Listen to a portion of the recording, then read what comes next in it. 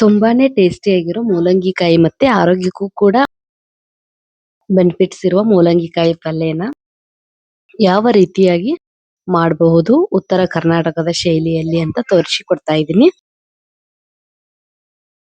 ಮೊದಲಿಗೆ ನಾನಿಲ್ಲಿ ಅರ್ಧ ಕಪ್ ಆಗುವಷ್ಟು ತೊಗರಿಬೇಳೆನ ಕುದಿಸಿ ಇಟ್ಕೊಂಡಿದ್ದೀನಿ.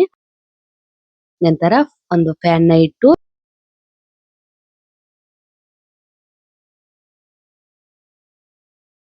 ಸ್ವಲ್ಪನ ಎಣ್ಣೆನ ಹಾಕೊಂಡು ಈ ರೀತಿಯಾಗಿ ಫ್ರೈ ಮಾಡ್ಕೊಳ್ಬೇಕು.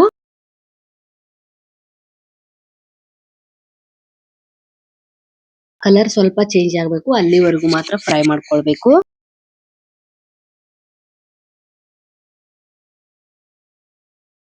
ನೋಡಿ ಈ ರೀತಿ ಆದಾಗ ಆಫ್ ಮಾಡಿ.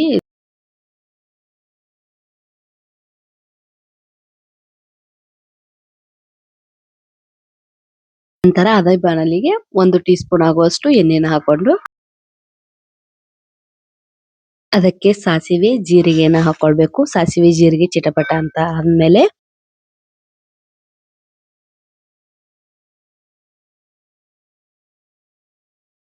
ಸಣ್ಣದಾಗಿ ಕಟ್ ಮಾಡಿ ಇಟ್ಕೊಂಡಿರುವಂತಹ ಈರುಳ್ಳಿ ಕೂಡ ಸೇರಿಸ್ಕೊಳ್ಬೇಕು. ಈರುಳ್ಳಿ ಎಲ್ಲ ಫ್ರೈ ಆದ್ಮೇಲೆ ಸಣ್ಣದಾಗಿ ಹೆಚ್ಚಿ ಇಟ್ಕೊಂಡಿರುವಂತ ಟೊಮೆಟೊ ಕೂಡ ಸೇರಿಸ್ಕೊಳ್ತಾ ಇದ್ದೀನಿ.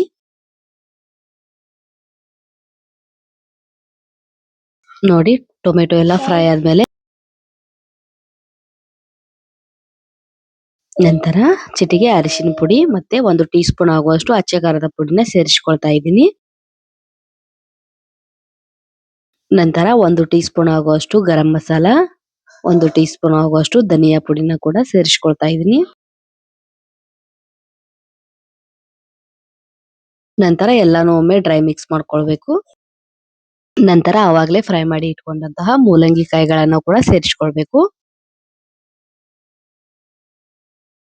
ಎಲ್ಲಾನು ಚೆನ್ನಾಗಿ ಮಿಕ್ಸ್ ಆಗಬೇಕು, ಆ ರೀತಿ ಮಿಕ್ಸ್ ಕೊಡಬೇಕು. ನಂತರ ಆವಾಗಲೇ ಬೇಯಿಸಿ ಇಟ್ಕೊಂಡಿರುವಂತ ತೊಗರಿ ಕಾಳುಗಳನ್ನು ಕೂಡ ಸೇರಿಸ್ಕೊಳ್ತಾ ಇದ್ದೀನಿ.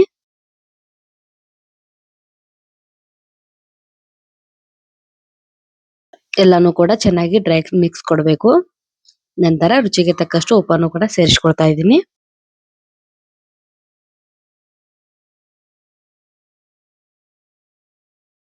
ನಂತರ ಸಣ್ಣದಾಗಿ ಹೆಚ್ಚಿ ಇಟ್ಕೊಂಡಿರುವಂತ ಕೊತ್ತಂಬರಿ ಸೊಪ್ಪನ್ನು ಕೂಡ ಸೇರಿಸ್ಕೊಳ್ತಾ ಇದ್ದೀನಿ.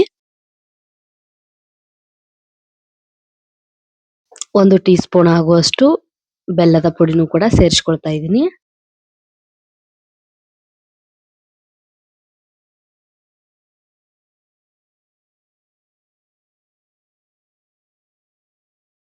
ನಂತರ ಎಲ್ಲಾನು ಚೆನ್ನಾಗಿ ಮಿಕ್ಸ್ ಕೊಡಬೇಕು.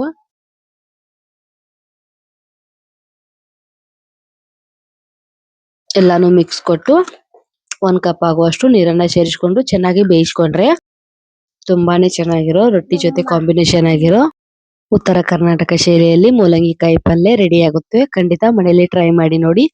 ಈ ವಿಡಿಯೋ ಇಷ್ಟ ಆದ್ರೆ ಮನೆಯಲ್ಲಿ ಖಂಡಿತ ಟ್ರೈ ಮಾಡಿ.